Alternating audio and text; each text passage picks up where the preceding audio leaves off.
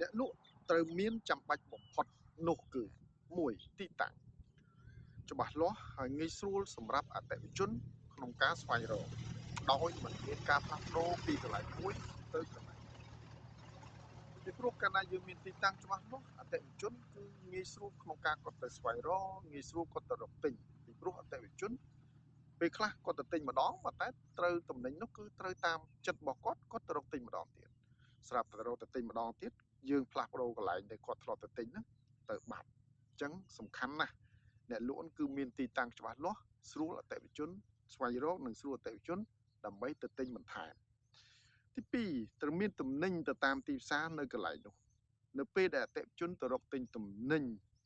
តាមតម្រូវចិត្តគាត់រករបស់អ្វីក៏មាននោះគាត់នឹងមិនចំណាយពេលទៅទិញកន្លែងផ្សេងទេហើយគាត់នឹងសប្បាយចិត្តនៅពេលដែលគាត់ទៅទិញទំនិញដែល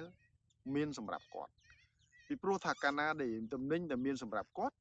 ទៅរកទិញគឺគាត់សប្បាយចិត្តដោយសារតម្រូវការរបស់គាត់មិនអាចនិយាយទៅគាត់ខ្ជិលដើរទៅរកកន្លែងផ្សេងទី2គឺអាចតាក់ទាញគាត់មិនអាចគាត់ទៅរកកន្លែងផ្សេងបានទេគឺគាត់មិនចំណាយពេលសម្រាប់ទៅកន្លែងផ្សេងទី1ទៀតអាចគាត់គិតថាកន្លែងហ្នឹងគាត់ធ្លាប់ទិញមុខទំនិញនេះតម្លៃប៉ុណ្ណេះគាត់អាចទៅទិញកន្លែងផ្សេងទៅអាចថ្លៃជាងហ្នឹងឬអីចឹងទៅគាត់អាចខ្វះលុយអញ្ចឹងសំខាន់ណាស់គឺទំនិញរបស់គាត់ហ្នឹងទៅតាមតម្រូវការរបស់គាត់ហើយលុយរបស់គាត់ក៏មានកំណត់របស់គាត់ចឹងទៅ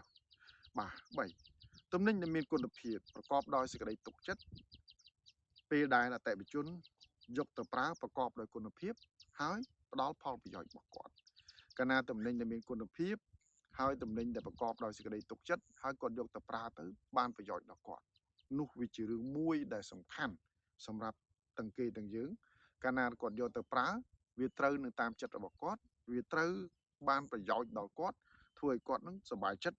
គាត់នឹងមកត្រឡប់ជួយទិញយើងទៀត4ផ្ដល់តម្លៃឲ្យអតិថិជនគ្រប់ពេល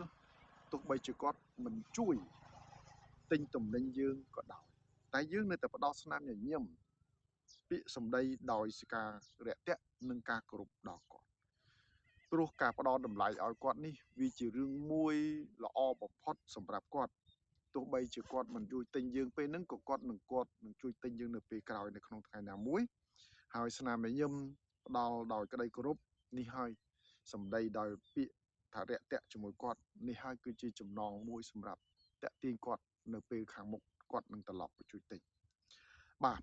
5អតិថិជនពេលខ្លះគាត់មិនបានមកជួយទិញទំនិញយើងនោះទេជួនកាលគាត់គ្រាន់តែដើរកាត់ទេគ្រាន់តែដើរកាត់កន្លែងយើងលក់នោះទេគាត់ក៏ចូលមកលេងកន្លែងយើងលក់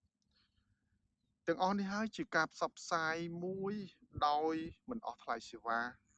ផ្សាយពាណិជ្ជកម្មទៅតាមបណ្ដាញសង្គមផ្សេងៗការផ្សាយតាមអតិថិជននេះគឺល្អខ្លះបំផុត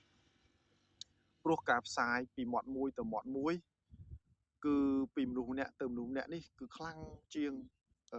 ការគាត់មើលជួនកាលទៅគាត់មិនបានទៅអស់មើលតាមបណ្ដាញអីផ្សេងទេគាត់មិនបានចូលទៅមើលតាមបណ្ដាញផ្សេងគាត់ជួបគ្នាគាត់បានប្រាប់តែនេះកន្លែងនេះមានតំណែងល្អអញ្ចេះអូមីអូននេះអូននេះវារាក់ទាក់កន្លែងវាល្អគួរឲ្យយើងចង់រាប់អានគួរឲ្យយើងចង់ទៅជួយទិញតំណែងរបស់គាត់អីចឹងទៅនេះហើយជារឿងមួយដែលសំខាន់សម្រាប់ក្នុងនាមយើងជាអ្នករកស៊ីពីព្រោះការរកស៊ីវាសំខាន់ណាស់សម្រាប់យើងគឺភាពរាក់ទាក់ភាពឲ្យតម្លៃទៅគាត់នេះហើយបាទអរគុណជួបគ្នានៅវីដេអូក្រោយៗទៀតបាទ